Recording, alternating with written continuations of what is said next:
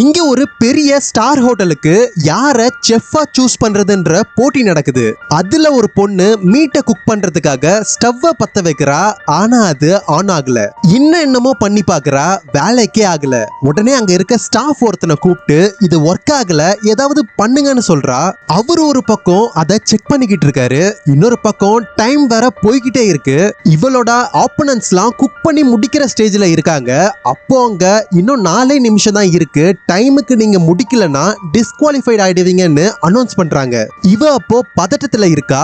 அப்போ அங்க வைக்கோல் மாதிரி இருக்க சின்ன சின்ன குச்சிய பாக்குறா. உடனே ஐடியா பண்ணி அதை எடுத்துட்டு வந்து ஒரு குண்டான்ல போட்டு அதை கொளுத்தி அந்த நெருப்புல இவ கிட்ட இருக்க மீட்டை குக் பண்றா. அங்க இருக்கவங்கலாம் இன்னும் இவ இப்படி குக் பண்றான்னு பார்த்தாலும் இவ அதை எதுவுமே கண்டுக்காம அந்த மீட்டை சூப்பரா குக் பண்றா. அதுவும் இல்லாம இந்த ஸ்மோக்கி ஃபிளேவர்லாம் சேர்ந்து அந்த மீட்டை இன்னும் நல்லா டேஸ்டா கொண்டு வரும்னு இவளுக்கு ஒரு நம்பிக்கை. இவ டிஷ்ஷையும் டைமுக்கு கம்ப்ளீட் பண்ணி அழகா பிரசன்டேஷன் பண்ணி ஜட்ஜஸ் பார்க்க ரெடியா வைக்கிறா. இவ நினைச்ச மாதிரியே அந்த மீட் சூப்பரா குக் ஆகி செம்ம டேஸ்ட்ல இருக்கு. அதை சாப்பிட்ட ஜட்ஜஸும் இவ இதை குக் பண்றதுக்காக எடுத்த எஃபர்ட், அதை கிரியேட்டிவா பண்ண மெத்தட் பிளஸ் இந்த டிஷ்ஷோட டேஸ்ட்ல இம்ப்ரெஸ் ஆகி இவளையே அவங்க ஸ்டார் ஹோட்டலுக்கு செஃப்பா செலக்ட் பண்றாங்க. ஆனா கதையே இப்பதான் ஸ்டார்ட் ஆகுது. வேலைக்கு ஜாயின் பண்ண இன்னும் கொஞ்ச நாள் இருக்குன்னு அவ அப்பாவை பார்க்க ஊருக்கு போறா. அப்படி ஊருக்கு வரவகிட்ட இவளோட அப்பா ஒரு பழைய காலத்து புக்கு ஒண்ணு தெரிஞ்சவர்கிட்ட இருக்கு, அதை வாங்கி எடுத்துட்டு வாமான்னு சொல்லியிருப்பாரு.